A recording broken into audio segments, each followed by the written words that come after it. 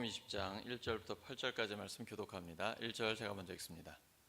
하루는 예수께서 성전에서 백성을 가르치시며 복음을 전하실새 대제사장들과 서기관들이 장로들과 함께 가까이 와서 말하여 이르되 당신이 무슨 권위로 이런 일을 하는지 이 권위를 주니가 누구인지 우리에게 말하라. 대답하여 이르시되 나도 한 말을 너에게 물으리니 내게 말하라. 요한의 세례가 하늘로부터냐 사람으로부터냐? 그들이 서로 의논하여 이르되 만일 하늘로부터라 하면 어찌하여 그를 믿지 아니하였냐 할 것이요 만일 사람으로부터라 하면 백성이 요한을 선지자로 인정하니 그들이 다 우리를 돌로 칠 것이라 하고 대답하되 어디로부터인지 알지 못하노라 하니 예수께서 이르시되 나도 무슨 권위로 이런 일을 하는지 너에게 이르지 아니하리라 하시리라. 아멘. 권위라는 제목으로 하나님의 말씀 전하겠습니다. 권위는 힘이 있죠. 예를 들어 아주 큰 트럭이 속력을 내고 가다가 경찰관 아저씨가 이렇게 손으로 까딱까딱하면 여지없이 서야 되죠. 그에게 권위가 부여되어 있기 때문입니다. 또 마침 오늘 예배자 중에 소방관이 오셨는데 화재가 났을 때 소방관의 지시를 철저하게 따라야 되죠. 그에게 권위가 부여되어 있기 때문이죠. 예수님께 무슨 권위가 있습니까? 그때 갈릴리 출신이다 하면 참 시골에서 왔구나, 별거 아니네. 거기다가 배운 것도 없어요. 무슨 제사장의 아들이나 좋은 집안의 배경을 갖고 있는 것도 아닙니다. 그런데 어린 나귀를 타고 예루살렘에 입성하신 예수님이 성전을 뒤엎어 버렸습니다. 성전에서는 당연히 제사를 드리기 위해서 제물, 짐승을 팔아야만 합니다. 멀리서부터 그걸 가져올 수 없었기 때문에요. 또한 그때 당시에는 로마 식민지 지배를 받았기 때문에 로마가 사용하는 동전 데나리온 성전세 세금으로 낼 수 없습니다. 왜냐하면 거기에는 로마 황제의 형상이 새겨져 있기 때문입니다. 하나님께서 어떤 형상이라도 너희를 만들지 말라고 하셨기 때문에 성전의 세금으로 드리는 것은 성전세를 내는 따로 동전이 있습니다. 3개를 내야 됩니다. 그러니까 환전을 해야 되는 거죠. 근데 거기에서 환전 수수료를 많이 받고 또 짐승을 고가로 팔면서 엄청난 이익을 내고 있었던 것입니다. 겉으로 볼 때는 하나님께 예배드리는 성전 이렇게 보이는데 속으로는 종교 사업을 하고 있었던 것이죠. 거기에는 기득권자들, 성전의 권위를 배경으로 하고 자기의 욕심을 마음껏 채웠던 종교 지도자들이 있습니다. 예수님 것을 간파하고 계셨기 때문에 완전히 뒤엎어 버렸습니다. 그리고 이렇게 말씀하시죠. 성전은 만민이 기도하는 집인데 너희는 강도의 구례를 만들었다. 그리고 나서 예수님이 성전에서 계속 사람들을 가르치십니다. 그리고 기쁜 소식을 전해줍니다. 백성들이 거기에 매료되었습니다. 모든 백성들이 예수님의 말씀을 경청하고 있는 거예요. 성전 지도자들은 당장이라도 예수님을 잡아다가 제거하고 싶은데 백성들이 그 주변을 둘러싸고 있기 때문에 행동에 옮길 수가 없는 것입니다. 예수님은 예루살렘 성전의 권위를 완전히 무너뜨려 버리신 겁니다. 너희들은 하나님의 권위를 도둑질하고 있다. 진정한 성전의 권위는 하나님의 말씀을 바르게 전해서 모인 백성들이 죄의 용서를 받고 하나님 앞에서 새로운 삶을 살게 하는 것이다. 너희들은 하나님의 권위를 등에 업고 네 배만 채우고 있다. 이렇게 하신 거거든요. 그러니까 성전 지도자들은 예수님께 질문을 던집니다. 당신 처음 보는 사람인데 저 시골에서 혼자 소문만 들었던 이름 없는 떠돌이 선지자랄까요? 많은 사람들이 그렇게 생각을 하고 있는데 당신이 지금 이런 행위를 하는 게 도대체 어디에서 권위를 얻은 것이오? 라고 질문을 던지게 됩니다. 예수님은 즉답을 피하십니다. 그리고 오히려 질문을 던지시죠. 내가 대답하기 전에 여러분이 한번 먼저 대답해 보십시오. 세례 요한, 그가 하나님의 말씀을 선포하고 세례를 주었는데 그 권위가 하늘로부터 온 것입니까? 아니면 사람들에게로부터 온 것입니까? 말을 더듬네요. 하늘로부터 온 것입니까? 사람들에게로부터 온 것입니까? 종교 지도자들 잔머리 굴리기 시작합니다. 머리가 좋잖아요. 머리가 좋으니까 순간적으로 탁 돌아가는 거죠. 하늘로부터 왔다라고 하면 그동안 안 따랐거든요. 세례 요한의 권위가 대단했습니다. 정치 지도자한테 두려움 없이 직언을 하는 사람이거든요. 죽는 걸 두려워하지 않는 사람이에요. 왜냐하면 빈들에 있을 때 하나님의 말씀을 받았거든요. 성령의 충만함을 받은 사람, 하나님의 말씀에 대한 확신이 있는 사람은 사람을 두려워하지 않습니다. 하나님이 크게 보이면 문제가 작아 보입니다. 하나님이 크게 보이면 사람이 작아 보여요. 세례 요한은 무서운 게 없는 사람이에요. 그리고 죄를 죄라고 지적하는 사람이에요. 왜냐하면 와서 빨리 회개하라고, 하나님 앞에 구원받으라고 그 회개의 세례를 주고 있었거든요. 근데 종교 지도자들은 그 세례 안 받았거든요. 그러니까 하늘로부터 왔다라고 말할 수 없는 거죠.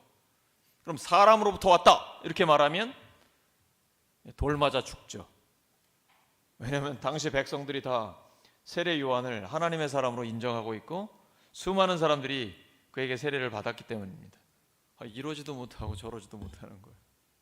머리가 좋으니까 자기들 난처한 거는 안 하니까요. 모르겠다고. 그게 오히려 자기들의 정체를 드러낸 것입니다. 그 사람들은 하나님의 진리에는 관심이 없습니다. 종교라는 이름으로 잘 먹고 잘 살면 되는 겁니다. 국민의 상황도 크게 관심이 없습니다. 자기들은 괜찮거든요. 그런 자들에게 예수님이 뭐라고 대답을 해주겠습니까? 예수님은 들을 귀 있는 자들 들으라고 말씀하십니다. 그들에게는 들을 귀가 없습니다. 예수님이 하나님의 말씀을 선포해도 무슨 말인지 다 알아들어요. 왜냐하면 똑똑하고 성경에 대한 해박한 지식이 있기 때문이에요. 그럼에도 불구하고 예수님의 말씀을 따르지 않습니다. 오히려 대적하고 예수님을 제거하려고 합니다. 그 마음이 너무나 교만하기 때문이에요. 너무 오랫동안 교만함이 목에 차 있기 때문에 하나님의 말씀이 선포돼도 돌아서지 않아요. 이게 강팍해진 것이고 양심에 화인 맞은 것입니다. 예수님 그들에게 이렇게 말씀하십니다. 누가복음 20장 17절입니다. 시작. 그때 예수께서 그들을 똑바로 바라보시고 말씀하셨다. 그러면 집 짓는 사람들이 버린 돌이 집 모퉁이의 머릿돌이 되었다 하고 기록된 말은 무슨 뜻이냐? 건축을 하고 있는 현장입니다. 근데 일단 기초석을 놓으려면 반듯해야 되고 아주 탄탄해야 되고 넓고 크고 좋아야 되잖아요. 근데 볼품없는 돌이 있는 거예요. 이거는 집을 짓는데 쓸모가 없겠다 해가지고 버렸어요. 당연하죠. 근데 나중에 보니까 그 버린 돌이 그 집의 가장 중요한 머릿돌, 기초석이 돼 있는 거예요. 그분이 바로 예수님입니다. 예수님이 이 땅에 오셨을 때 마국간 여물통에 오셨습니다. 하필 거기 오셨어요. 더럽고 냄새나는 구유에 오셨습니다. 나사렛이라는 촌동네에서 목수, 하찮은 직업이죠. 목수의 아들로 자랐고 본인도 목수입니다. 그때는 가업을 잇는 거거든요. 그런 그가 30이 되더니 하나님의 말씀을 전한다고 이제 다니고 있었던 것이죠. 많은 사람들은 그를 따르지 않았습니다. 예수님은 성전의 권위가 문제가 아닙니다. 예수님 자신이 하나님의 아들이라고 선포하시고 나는 이 성전의 권위 위에 있다라고 말씀하시는 거거든요. 그리고 제자들에게 죽은 뒤에 내가 3일 후면 부활한다라는 말씀을 하셨어요. 이 성전 다 헐어버려라. 내가 3일 만에 다시 세우겠다. 예수님의 부활을 말씀하신 겁니다. 하나님께 직접 보냄을 받은 하나님의 아들, 그리고 당신 자신이 성전이요 우리를 위해 죽으시고 부활하실 것을 미리 말씀하신 그 예수님, 사람들은 믿지 않았습니다. 그리고 예수님을 버렸습니다. 근데 하나님은 그분을 다시 살리셔서 영원한 우리의 구원이 되게 하셨습니다. 한 길, 예수님밖에 없습니다. 모퉁이 돌, 예수님을 피할 수 있는 사람은 아무도 없습니다. 이 돌에 부딪히면 자기가 깨집니다. 하나님의 진리를 대적할 수 있는 자, 그 누구도 없습니다. 어떤 이론도, 세상의 어떤 뛰어난 지식도 전부 다 그 앞에서는 무너지게 되어 있습니다. 또한 이 모퉁이 돌이 사람에게 떨어지면 사람을 박살냅니다. 그것이 바로 하나님의 마지막 심판입니다. 죄의 문제가 해결되지 않으면 이미 그는 심판받은 사람입니다.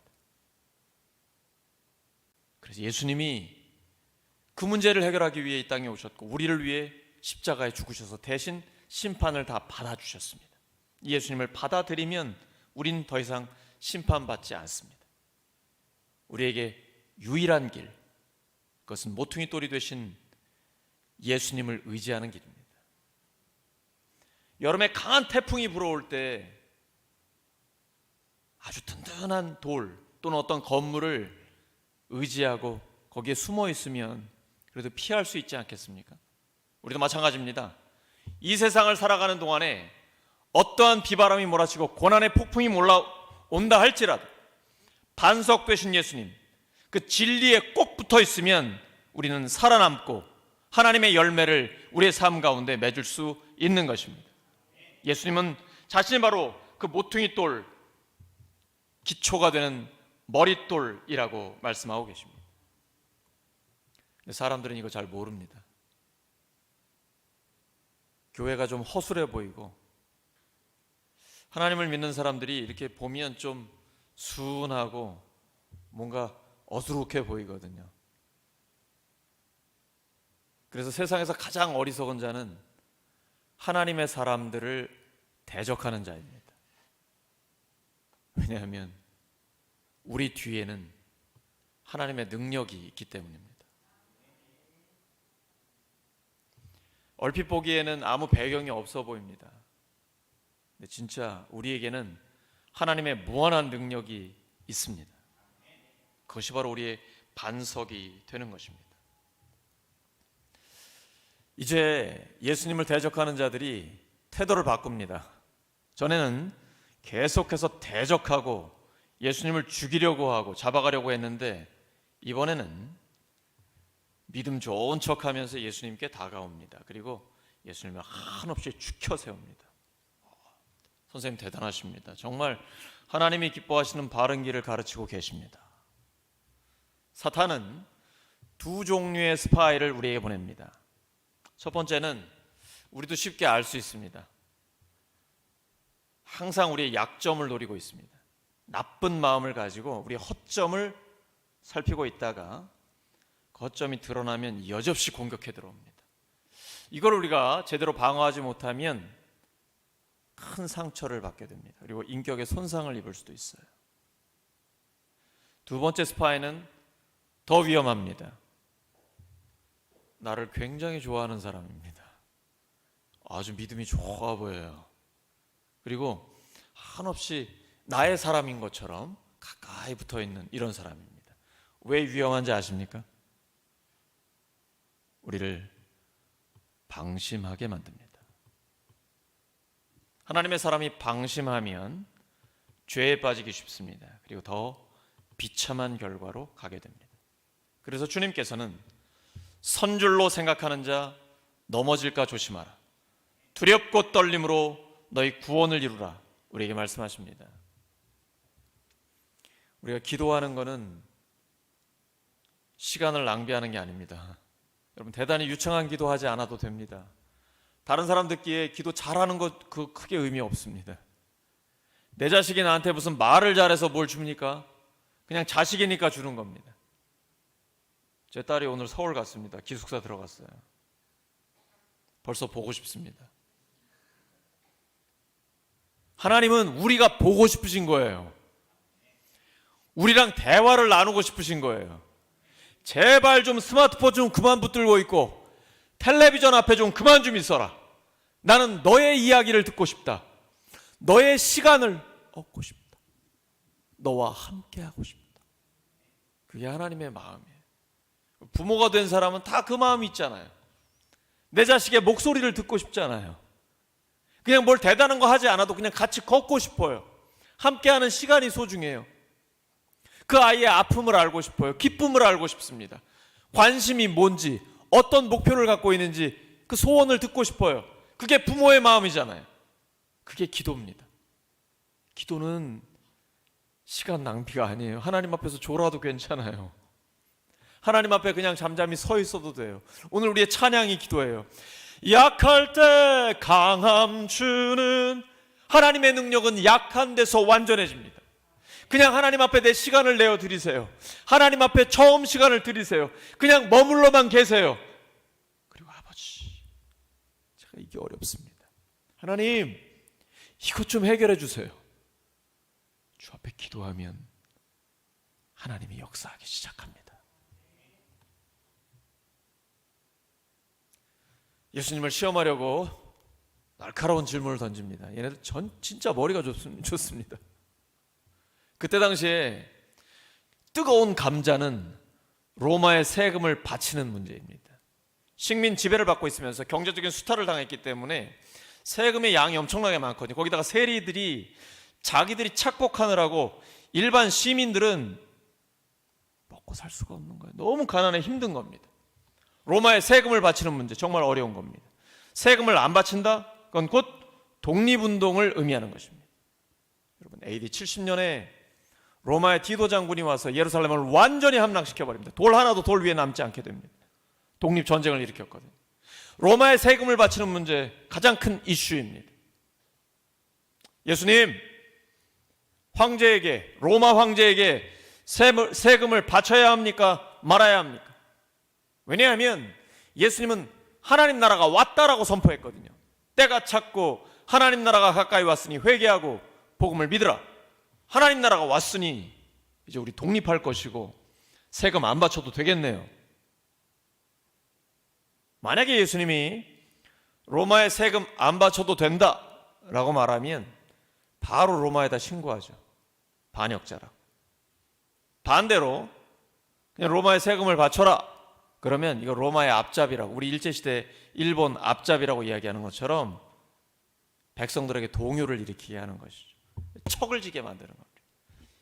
두 가지 다 대답하면 빠지게 됩니다. 함정이에요. 그때 예수님께서 동전을 가져오라고 하시죠. 누구의 형상이 있냐? 로마 황제의 형상이 있습니다. 그리고 정말 역사의 길이 남을 명답을 주십니다. 누가복음 20장 25절입니다. 시작. 예수께서 그들에게 말씀하셨다. 그러면 황제의 것은 황제에게 돌려주고 하나님의 것은 하나님께 돌려드려라. 가이사의 것은 가이사에게, 하나님의 것은 하나님께 드려라. 우리 하나님의 백성들은 하나님 나라의 시민인 동시에 대한민국의 시민입니다. 두 가지 다 하라는 말씀입니다. 근데 우리가 진짜 어려운 게 있어요. 이 세상의 뜻과 하나님의 뜻이 충돌할 때입니다. 이때 어떻게 해야 합니까? 이 세상의 권위는 하나님의 권위 아래에 있습니다. 이 세상의 권위가 하나님의 뜻과 맞으면 우리는 거기에 따라갑니다. 우리가 일반 법규를 지키는 것처럼 그렇게 합니다.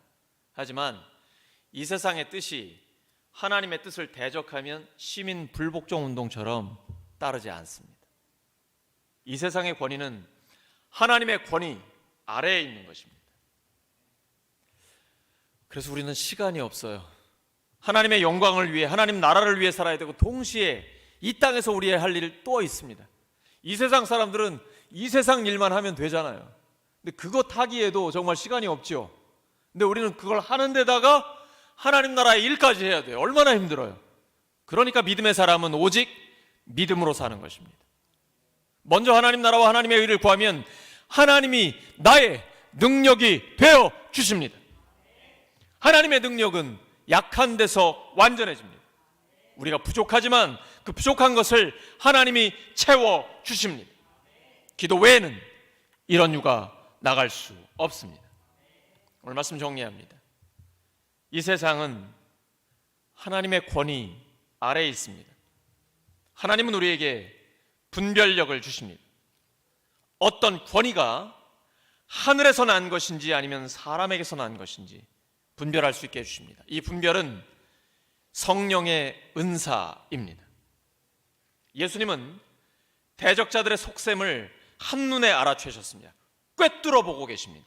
우리에게도 그런 지혜와 분별력을 주셔서 이 땅에서 하나님과 함께 승리하게 되기를 예수 그리스도의 이름으로 축원합니다. 이 시간 함께 하나님 찬양합니다. 마음에 가득한 의심을 깨치고.